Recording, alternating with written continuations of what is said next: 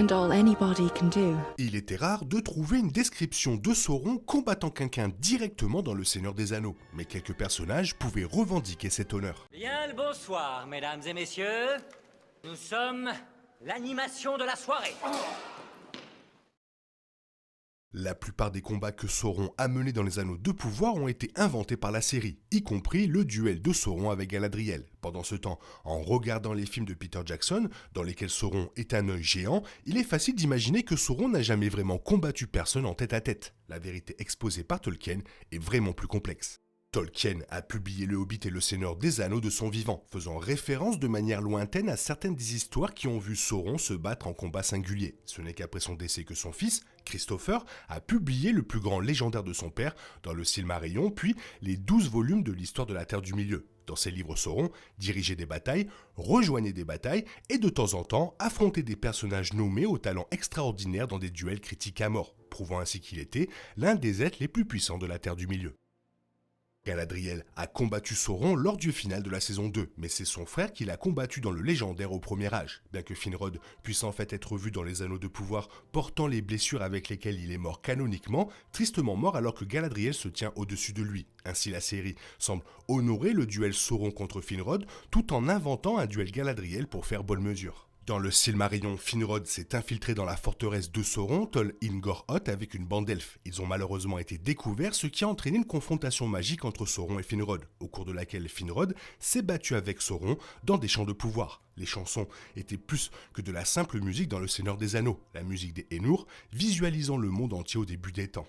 Dans une version méta, le Silmarillion donne des détails sur le duel de chansons sous forme de poèmes, fournissant un extrait du Lait de Liétan, un poème elfique de grande renommée dans l'univers. Perdant le duel, Finrod tomba devant le trône et fut emprisonné, combattant un loup-garou pour sauver la vie de Beren, mais perdant ainsi la sienne. Cela explique les égratignures sur le frère, mort de Galadriel dans la série.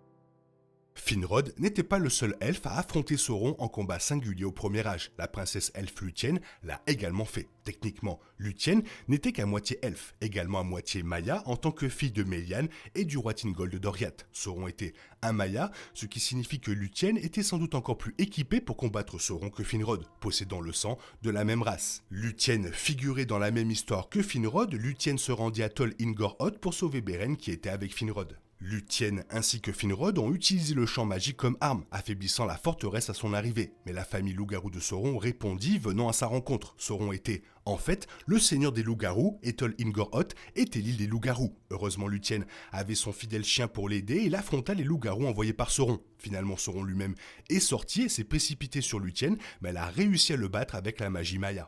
Momentanément seulement, Lúthien jeta sa cape magique entre elle et Sauron, l'envoyant dans un état de somnolence qui l'arrêta brièvement. Lúthien aurait lourdement perdu ce combat si son chien n'avait pas attaqué Sauron alors qu'il dormait, mais l'a quand même affronté en tête à tête et a survécu pour raconter l'histoire, sortant triomphante, ce qui est certainement plus que n'importe quel autre elfe, homme ou nain peut dire.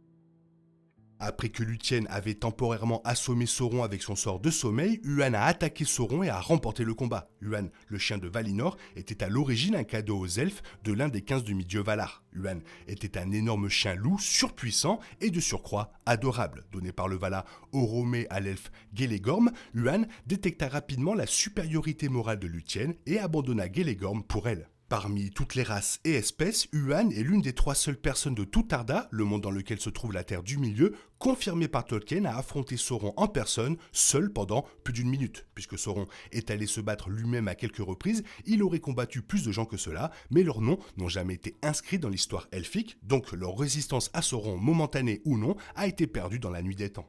La victoire de Huan fut décisive et fut joliment finalisée par sa maîtresse, Lúthien. De manière assez extraordinaire, Sauron a abordé ce combat comme un loup géant et terrifiant. Ce combat, longuement décrit dans le Lait des Liétans, s'est terminé avec les dents de Huan autour du cou de Sauron et Lúthien offrant à Sauron le choix entre la mort de son corps et affronter la colère de Morgoth désincarné, ou la reddition de sa forteresse. Fait révélateur, il a choisi de se rendre.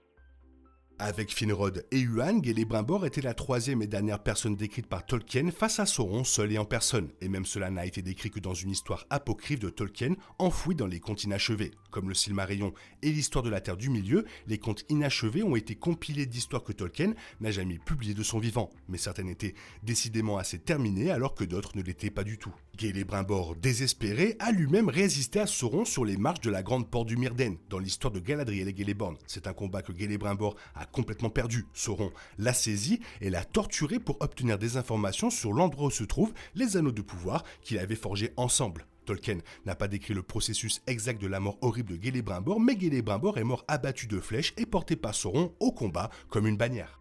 Saint Sébastien était l'un des premiers saints chrétiens et martyrs qui est mort abattu d'une flèche. Il se peut que Tolkien avait cela à l'esprit en écrivant Celebrimbor. Quoi qu'il en soit, le travail de Celebrimbor en tant que forgeron et ennemi de Sauron n'a heureusement jamais été oublié dans l'histoire des Eldar elfiques. La saison 2 a montré la mort de Celebrimbor avec des détails finalement horrifiants.